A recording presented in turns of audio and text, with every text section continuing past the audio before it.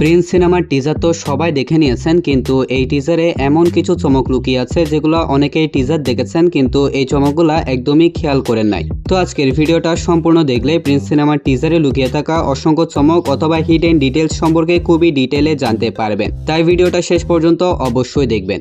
এই ফাঁকে আপনি চাইলে ভিডিওতে লাইক আর চ্যানেলটা সাবস্ক্রাইব করে রাখতে পারেন। তো প্রিন্স সিনেমার টিজারের শুরুতে আমাদেরকে যে লোকেশনটা দেখানো হয়, একটু ঘাটাঘাটি করার পর জানতে পারলাম এটা কলকাতার নাখোদা মসজিদ, যেটা কলকাতার চিতপুর গ্রামে অবস্থিত এবং এই মসজিদটা নির্মাণ করা হয়েছিল 1926 সালে। আর সিনেমাটাই এই লোকেশনটাকে ঢাকার একটা লোকেশন হিসেবে দেখানো হবে। পরবর্তী একটা শটে আমরা একটা জঙ্গল টাইপের জায়গা দেখতে পাই, যেটা সম্ভবত ভিলেন আফগানি পাঠানের ফার্ম হাউস হবে। তো ফার্ম হাউসের এই গেটটা দিয়ে আমরা 7 জন মানুষকে ভিতরে যেতে দেখতে পাই। পরবর্তী একটা ফার্স্ট শটে দূরে থাকা আফগানি পাঠানকে তার লোকজনের সাথে বসে থাকা অবস্থায় দেখানো হয়। টিজারে 18 সেকেন্ডে আমরা দেখতে পাই আফগানি পাঠান এই লোকগুলোকে মেরে ফেলেছে, কিন্তু যেমনটা আমরা দেখতে পেয়েছি 7 জন মানুষ কিন্তু নিরাপদে নিজের ইচ্ছায় এই ফার্ম হাউসে এসেছিল। হতে পারে তারা কোনো একটা ডিল নিয়ে আফগানি পাঠানের কাছে এসেছিল, এরপর হতে পারে আফগানি পাঠানের সাথে তাদের কোনো একটা মতবিরোধ হবে, যার কারণে আফগানি পাঠান ওদেরকে মেরে সাফারি কিরকিরা করে দিবে। পরবর্তী একটা শটে আমরা একটা ছাদে 4 জন ব্যক্তিকে বসে থাকতে দেখতে পাই, কিন্তু এখানে শাকিব খান নিজেও রয়েছে। এটা নিয়ে একটু পরে কথা বলবো। দেন আমাদেরকে একটা কার চেজিং সিন দেখানো হয়, যেখানে এসএফ বাহিনীকে আমরা দেখতে পাই তারা একটা লাল কারের পিছু করছে, কিন্তু মজার বিষয় হচ্ছে এই কারের শাকিব খান নিজেই রয়েছে। আর 1 মিনিট 17 সেকেন্ডে গিয়ে আমরা এই ব্যাপারটা রিভিল হতে দেখতে পাই, যেখানে আমরা দেখতে পাই ফাইনালি শাকিব খানকে তারা চারদিক থেকে আটকে ফেলেছে। এরপর শাকিব খান তার কাস্টমাইজ পিয়ানো মেশিন গানটা বের করে এই এসএফ বাহিনীকে খতম করে দেয়। একদম শেষের সিন আমাদেরকে দেখানো হয় সবাইকে মারার পর শাকিব খান এখানে ব্লাস্ট করে দিয়ে চলে যাচ্ছে, কিন্তু এই সিনটা যদি একটু জুম করে দেখি তাহলে এখানে দেখতে পারবেন বিএফএক্স এর বেশ কমতি রয়েছে। আশা করছি সিনেমার টিম ব্যাপারগুলোকে শুধরে নেবে। এর পরবর্তী সিনে ঢাকার আন্ডারওয়ার্ল্ডে বলে এমন একটা জায়গা দেখানো হয় যেটা দেখতে ঢাকার আন্ডারওয়ার্ল্ডের ভাইব দিচ্ছে, কিন্তু যদি আপনি খেয়াল করে থাকেন তাহলে এখানে কিন্তু শাকিব খানকে আমরা দেখতে পাই সে মোটরসাইকেলে করে এন্ট্রি করছে। আর এই সিনের থেকে কিন্তু কিছু ফটো লিক হয়েছিল, যেখানে শাকিব খানকে একটা বাইক এবং ব্লু জ্যাকেটেও দেখতে পেয়েছিলাম। আর সেম এখানে শাকিব খান বাইকে করে এন্ট্রি করেছে। দেন আপনাদেরকে যে বলেছিলাম এই শটটা একটু মনে রাখার জন্য, তো দেখুন এই শটে যদি জুম করে দেখেন তাহলে এখানে শাকিব খান বসে আছে, তার পরনে আমরা সেই ব্লু জ্যাকেটটাও দেখতে পাচ্ছি। চুলগুলো যদি খেয়াল করেন তাহলে এখানে অনেকটাই ব্রাউন কালার চুল দেখতে পাচ্ছি, তাহলে তো প্রমাণ পেয়ে গিয়েছেন এই ছাদের মধ্যে ওটা শাকিব খানই ছিল। পরবর্তী সেলুনের একটা সিনে আমরা রাশেদ মামুন, অপু এবং শরীফ সিরাজকে দেখতে পাই। শুধু এখানে নয়, পরপর 4 থেকে 7টা সিনে তাদেরকে আমরা দেখতে পাই তারা বেশ কয়েকটা জায়গাতে সিন ক্রিয়েট করছে এবং বেশ কিছু মানুষকে মেরে ফেলছে। এই শটে পাশে ব্যানারটা যদি একটু খেয়াল করেন তাহলে এটা এমসি টেকনিক্যাল এবং বিএম কলেজের ব্যানার, যেটা ঢাকার বাসনটেকে অবস্থিত। আর এরা কিন্তু শাকিব খানের গ্যাং মেম্বার, তারা শাকিব খানের হয়ে কাজ করে। টিজারটার অসংখ্য দৃশ্যে আমরা শাকিব খানের পাশে এই দুইজনকে দেখতে পাই, তাহলে তো বুঝতেই পারছেন এরা শুধু শাকিব খানের গ্যাং মেম্বার নয়, তারা শাকিব খানের ডান হাত এবং বাম হাত। তাছাড়া ভয়েস ওভারে ঢাকার আন্ডারওয়ার্ল্ডে এই কথাটা বলার পরে কিন্তু এই সিকোয়েন্সগুলো আমাদেরকে দেখানো হয়, যার মাধ্যমে এটাই বুঝিয়ে দেওয়া হচ্ছে ঢাকার আন্ডারওয়ার্ল্ডে কি পরিমাণ ক্রাইম হয়ে থাকে। পরবর্তী সিনে আমরা একটা গান রিলোড করতে দেখতে পাই, কয়েকজন পাতি মাস্তানকে দেখানো হয়, এরপর এক ঝলক তাসনিয়া ফারিনকে। কিন্তু এতক্ষণ পর্যন্ত আমরা যার ভয়েস ওভার শুনে আসছিলাম তাকে কিন্তু দেখানো হয়নি। তো আপনাদেরকে বলে রাখি এই ভয়েস ওভারটা হচ্ছে ইত্তেকাব দিনারের, যাকে এক ঝলক দেখানো হয় এবং তার ড্রেস আপ দেখে মনে হচ্ছে তিনি সিনেমাটার মধ্যে একজন ডিটেকটিভ অর্থাৎ একজন পুলিশ অফিসার চরিত্রে অভিনয় করবে। তাকে আমরা জেলে দেখতে পাচ্ছি এবং সে ভয়েস ওভারে যা কিছু বলছিল এই সমস্ত ঘটনা সে কেউ একজনকে এক্সপ্লেইন করছে। তাছাড়া আরো একটা চমৎকার থিওরি রয়েছে যেটা আমি একটু পরেই বলবো। তো এরপর 16 সেকেন্ডে আমাদেরকে দিবন্ধু ভট্টাচার্য অর্থাৎ ভিলেন আফগানি পাঠানকে রিভিল করা হয়। তাকে আমরা দেখতে পাই সে পাইপ স্মোকিং করছে, যেটা 90 দশকের বড় বড় অভিজাত, প্রভাবশালী এবং ধনী ব্যক্তিরা বেশি ইউজ করে থাকতো। পরবর্তী সেকেন্ড শোটেও আমরা তাকে পাইপ স্মোকিং করতে দেখতে পাই। তার পোশাক আশাক, ঘরবাড়ি, বডিগার্ড এগুলো দেখে মনে হচ্ছে সে সরকারি কোনো প্রভাবশালী ব্যক্তি হবে সিনেমাটার মধ্যে, অথবা অনেক বড় একজন বিজনেসম্যান। এর পরবর্তী 2টা শট অলরেডি আমি এক্সপ্লেন করেছি, তাই এগুলো নিয়ে আমি আর কিছু বলছি না। দেন তাকে আমরা দেখতে পাই সে এসএফ বাহিনীর অফিসার থেকে কিছু একটা নিচ্ছে, কিন্তু আমি খেয়াল করেছি তার গাড়িটা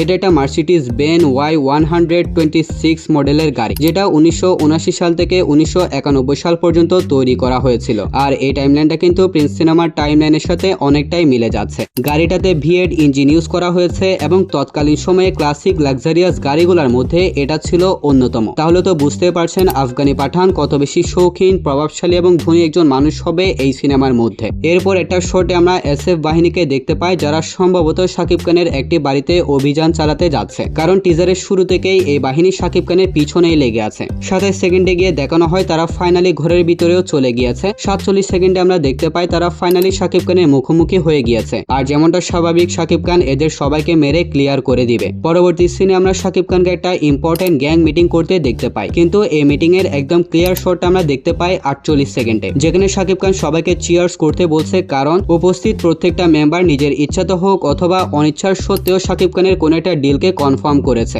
দেন শাকিব খানকে আমরা তার গ্যাং নিয়ে একটা বড় পোর্টে দেখতে পাই। এখন সে এখানে কেন গিয়েছে সেটা তো সিনেমার মধ্যেই আমরা দেখতে পারবো, কিন্তু আমার মনে হচ্ছে সে এখানে কোন একটা গন্ডগোল করতে গিয়েছে। দেন শাকিব খানের একটা আইকনিক এন্ট্রি সিন আমরা দেখতে পাই, সাথে বেশ কয়েকটা অ্যাকশন মোমেন্টে তাকে বেশ কিছু আলাদা এবং ইউনিক কস্টিউমে দেখতে পাই, যেগুলো বেশ প্রিমিয়াম ফিল দিয়েছে। এরপর শুরু থেকে যে ভয়েস ওভারটা কন্টিনিউ করা হয় ইত্তেকাব দিনারের, সেখানে বলা হয় ঢাকার আন্ডারওয়ার্ল্ডে হাজার হাজার শিয়াল ঘুরে বেড়ায়, কিছু থাকে নেকড়ে ভয়ঙ্কর, আর এই শিয়াল নেকড়েরা চলে প্রিন্সের হুকুমে। এই লাইনগুলোর মাধ্যমে প্রিন্সকে ওয়ান কাইন্ড অফ কিং হিসেবে সম্বোধন করা হচ্ছে, যে সবার উপর ডোমিনেট করে। দেন শাকিব খান অর্থাৎ প্রিন্সের পাওয়ারকে শো করানোর জন্য মেকাররা এখানে কিছু অ্যাকশন সিকোয়েন্সে তাকে ডায়লগের সাথে প্রেজেন্ট করেছে, যেটা অবভিয়াসলি মেকার্সদের গুড ডিটেলিং এর একটা পার্ট। এরপর শাকিব খানের নামের কার্ড আমরা দেখতে পাই। এরপরে কিন্তু শাকিব খান ডায়লগগুলো বলা শুরু করে।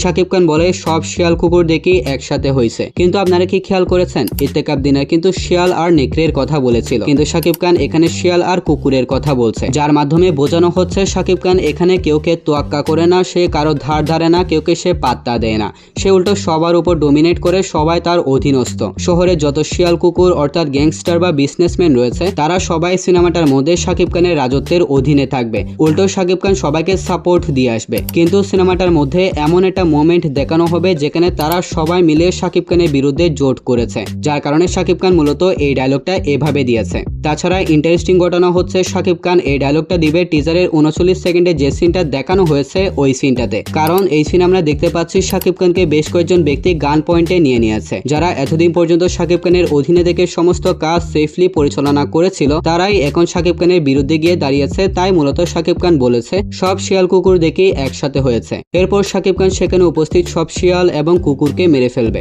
পরবর্তী সময়ে পুরো বাড়িটা ব্লাস্ট করে দিয়ে উড়িয়ে দিবে, যেটা টিজারেও দেখানো হয়েছে। তাছাড়া এই সিনে যে একটা অ্যাকশন সিকোয়েন্স থাকবে সেটারও কিন্তু এক ঝলক 44 সেকেন্ডে দেখানো হয়েছিল। এর আগে 42 সেকেন্ডে শাকিব খানের সেকেন্ড লুকটা রিভিল করা হয়। অনেকেই থিওরি দিচ্ছে সিনেমাটার মধ্যে শাকিব খানের ডাবল রোল হবে, কিন্তু আমার তা মনে হয় না, কারণ এর আগে তুফান যেটা একটা গ্যাংস্টার সিনেমা ছিল সেখানেও কিন্তু শাকিব খানকে ডাবল রোলে দেখা গিয়েছিল। তাই আমি মনে করি শাকিব খান হয়তো চাইবে না প্রিন্সের মতন গ্যাংস্টার সিনেমাতেও ডাবল রোলে কনসেপ্টটা ইউজ করা হোক। তাছাড়া শাকিব খানের যে দুইটা আলাদা লুক দেখতে পাচ্ছি এই দুইটা লুকের মধ্যে কিন্তু চুল এবং দাড়ির কালার সিমিলার অর্থাৎ সেম। তাই আমার থিওরি হচ্ছে সিনেমাটার মধ্যে শাকিব খানকে দুইটা আলাদা টাইমলাইনে দেখানো হবে, অর্থাৎ অতীত এবং বর্তমান। আর অতীতের ঘটনাগুলো পুলিশ অফিসার ইত্তেকাব দিনারের কণ্ঠে আমরা এক্সপ্লেন হতে দেখতে পারবো এবং সিনগুলো আমাদেরকে দেখানো হবে, যেখানে হয়তো তিনি এক্সপ্লেন করবেন শাকিব খান কিভাবে জিরো থেকে ঢাকা শহরের প্রিন্স কিংবা কিং হয়েছেন। তাছাড়া টিজারে 55 সেকেন্ডে শাকিব খানকে আমরা জেলে দেখতে পাই, তাহলে তো বুঝতেই পারছেন জিরো থেকে ঢাকা শহরের প্রিন্স হওয়ার যাত্রাটা অতটাও সহজ ছিল না, এর জন্য শাকিব খানকে জেলেও যেতে হয়েছে। 51 সেকেন্ডে আমরা শাকিব খানের বাড়ি এবং সেই রাজকীয় ফিয়ার্ড 1100 গাড়িটাও দেখতে পাই। 54 সেকেন্ডে আমরা শাকিব খানকে মেশিন গান হাতে করে আফগানি পাঠানের বাড়ির সামনে যেতে দেখতে পাই। প্রমাণ দাও। তো দেখুন প্রমাণ হচ্ছে শাকিব খানের সিনগুলোতে বাড়িটা হচ্ছে সাদা, আর আফগানি পাঠানের সিনগুলোতে কিন্তু বাড়িটার কালার দেখতে পেয়েছিলাম সাদা। তাছাড়া এই সিনে যে পিলারগুলো দেখানো হয়েছে আর শাকিব খানের সিনে যে পিলারগুলো দেখানো হয়েছে এই পিলারগুলো দেখেই তো বুঝতে পারছেন দুইটা আলাদা সিন হলেও পিলারগুলো কিন্তু সেম, কারণ বাড়িটা হচ্ছে সেটাই অর্থাৎ আফগানি পাঠানের বাড়ি। আশা করছি প্রমাণ পেয়ে গিয়েছেন। তো এই সিকোয়েন্সটাতে শাকিব খান একটা ডায়লগ দেয়, আমার সাথে যে ধান্দা করবে তার জন্য মিষ্টি, আর আমার শত্রুর সাথে যে ধান্দা করবে তার জন্য বুলেটের বৃষ্টি। আর এক্স্যাক্টলি এই লাইনটা বলার পরে কিন্তু শাকিব খান সত্যি সত্যি আফগানি পাঠানের বাড়ির সামনে গিয়ে বুলেটের বৃষ্টি নামিয়ে দেয়। কিন্তু এই সিনটাতে আফগানি পাঠান হয়তো বাড়িতে উপস্থিত থাকবে না, বাট শাকিব খান সেখানে গিয়ে তার পিয়ানো মেশিন গান দিয়ে 100+ মানুষকে মেরে ফেলবে। মানে ভাই চিন্তা করুন শাকিব খানের এই ক্যারেক্টারটা কত বেশি পাওয়ারফুল হবে। আর এই সিকোয়েন্সটা কিন্তু এই সিনেমার অন্যতম আইকনিক একটা সিন হতে যাচ্ছে। 56 সেকেন্ডে গিয়ে আমরা প্রিন্স সিনেমার 3 নম্বর নায়িকা পিয়ান সরকারকে দেখতে পাই। পাশের দেওয়ালে একটা ভোটের পোস্টার দেখতে পাই, যেখানে ডক্টর এজাজকে আমরা দেখতে পাচ্ছি। তিনি একজন এমপি জননেতা চৌধুরী আজাদ ফেরদৌস নামের একটা ক্যারেক্টার প্লে করবেন সিনেমাটার মধ্যে। পরবর্তী সিনে আমরা শাকিব খানকে তার প্রচারণা করতেও দেখতে পাই। তাহলে তো বুঝতেই পারছেন শাকিব খানের পলিটিক্যাল সেক্টরে যথেষ্ট পাওয়ার থাকবে। এরপর 1 মিনিট 11 সেকেন্ডে আমরা শরীফ সিরাজকে জেলে দেখতে পাই, তাকে এখানে টর্চার করা হচ্ছে, যা এটাই বুঝিয়ে দিচ্ছে শাকিব খান অর্থাৎ প্রিন্স সিনেমাটার মধ্যে এক গভীর ষড়যন্ত্রের সম্মুখীন হবে। এরপর 1 মিনিট 13 এবং 14 সেকেন্ডে শাকিব খানের দাদি এবং সেকেন্ড নায়িকা জ্যোতির্ময়ী কুণ্ডুকে দেখানো হয়। আমি ধারণা করছি জ্যোতির্ময়ী কুণ্ডু খুবই সাধারণ একটি পরিবার থেকে সাধারণ একটি মেয়ে হয়ে সিনেমাটার মধ্যে বিলং করবে।